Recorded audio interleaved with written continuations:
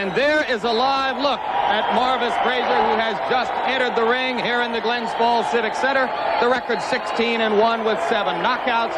There are the vital statistics on the young man who is attempting to continue his father's legacy in the sport. Now entering the ring, the local favorite, trains and lives in Catskill, New York, has fought so many of his bouts here in the Albany, Troy, New York area. Mike Tyson entering as the warrior, the characteristic no socks, no robe look.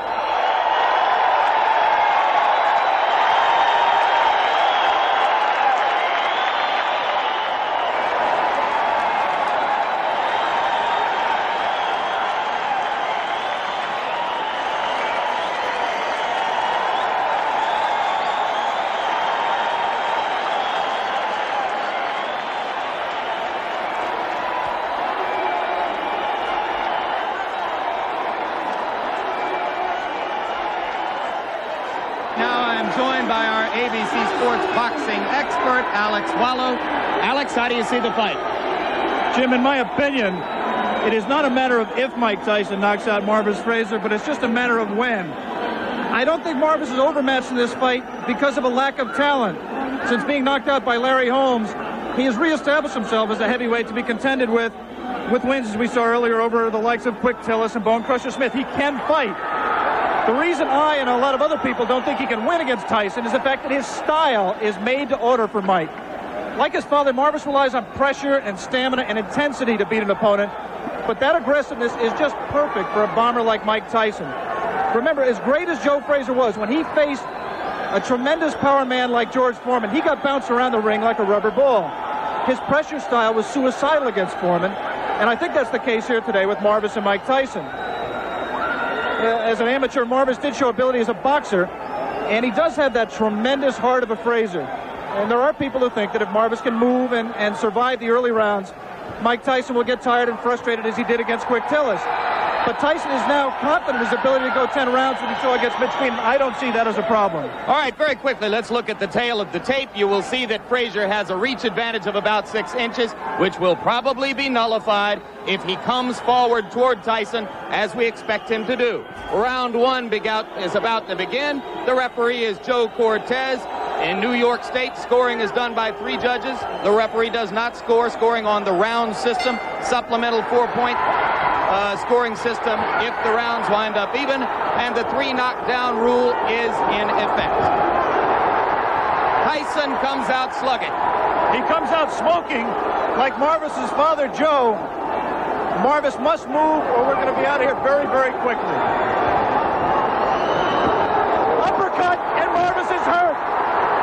Frazier is down. Joe Cortez moves in to have a look, and he's going to stop the fight. It did not last 20 seconds. Tyson goes over to take a look at Marvis Frazier, obviously quite concerned. A terrific uppercut. The same punch with which Tyson knocked out Jesse Ferguson the first time you saw him here on ABC Sports. Watch the uppercut, the right uppercut. We're going to show it to you in just a moment. Right now, there is Jim Jacobs, yes. Co-manager of Mike Tyson talking to him. 30-second knockout sensation. Watch the right hand of Mike Tyson. Marvis in the corner and trapped. There it was. Just clipped him right on the chin. The left was unnecessary. Marvis is badly hurt at this point. Uppercut again. And there, Marvis is out on his feet. Everything after this is just incidental. The Frazier camp had expressed confidence before the bout. You wonder if they truly believed that Marvis could handle this kind of an attack. You see that stiff left hand, that jab that Mike has not shown too much. The jab backed Marvis up into the corner. A second jab kept him there for those right uppercuts.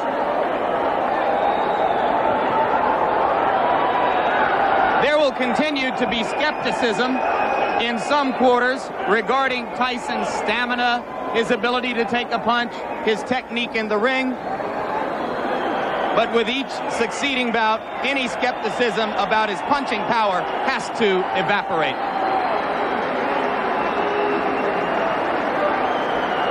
And the good news is I believe Marvis Frazier is standing up. There's a big crowd in that corner of the ring. Mike Tyson is going back over there now. We'll take another look live at what is happening in the ring after you finish seeing this third replay of the very quick knockout. As ring announcer Paul LaFleur announces the knockout, Mike Tyson gives his respects to Marvis Frazier.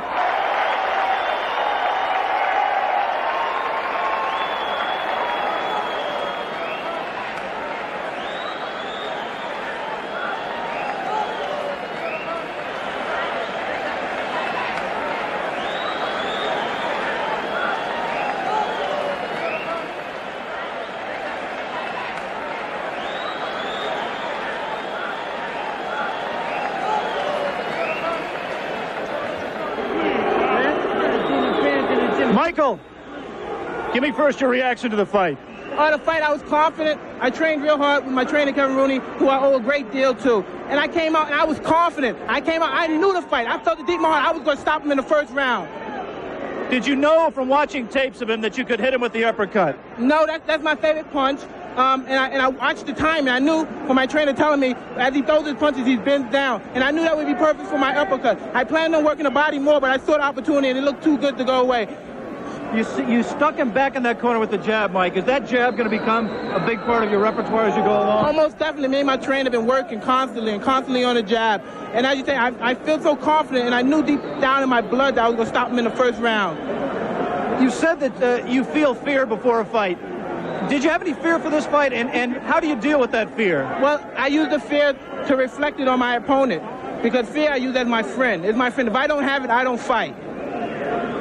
In your mind, if your managers Jim Jacobs and Bill Caton and your trainer Kevin Rooney came to you and said, Mike, we think you're ready for a title shot tomorrow, would you agree with them at this point? Most definitely. Anytime, if my manager and my trainer feel that I'm confident and they're willing to put me in a title and they're sure I could beat the champion, I'm sure I could beat them also. Of the three champions, who would you like to fight and why? I'd fight anybody my trainer put me in with, because I'm confident I could beat any fighter in the world. What do you think of the three champions? They're all good fighters, because you have to be a good fighter. You can't take nothing away from them to become the champion. But I'm confident, I'm ready, and I'm ready when my trainer tells me. Good, Michael. Let's take a look at the replay of the knockout. We can almost play the entire fight in slow-mo. Here you're putting it back in the corner. There's the jab flicking out. Again, the jab. And here comes the uppercut. Watch, look, everything's precise. I watch his hand come up. Watch him come down. As soon as he come down, boom! Look at that. Watch him come down. I knew he would come down. Get ready to say boom again, Michael. All right, boom. Look, and now look. Boom. Come on. Boom. Again. I'm going to hit him one more time. I like to hit him. This was that one I would have killed. What can I say? What can I say? That's all she wrote. This was that one. Kevin Rooney, Mike Tyson's trainer. What do you go back in the gym when he gives such a perfect performance? How can you tell him he's got to improve? Well, I'm going to tell him that he could have went to the body a little bit more. You know, at 30 seconds, it's hard to get any criticism, but he could have worked the body a little bit more. Tremendous uppercut. He looked sensational, Kevin. Congratulations to you. Thank you very much. He's ready. He's ready to fight anybody in the world. Let me talk to Jim Jacobs, the co-manager of Mike Tyson. Jim, first of all, quickly, is a Larry Holmes fight in the works as Mike's fight later this year? Oh, most definitely. It's a fight that when we meet with Larry and his people, we're going to work out the terms and conditions. That will be Tuesday of this week?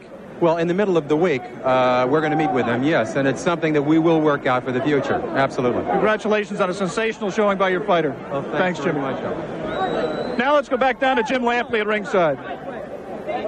Alex, the second defeat of Marvis Frazier's career, both of them one-round knockouts, one at the hands of a man who was heavyweight champion at that time.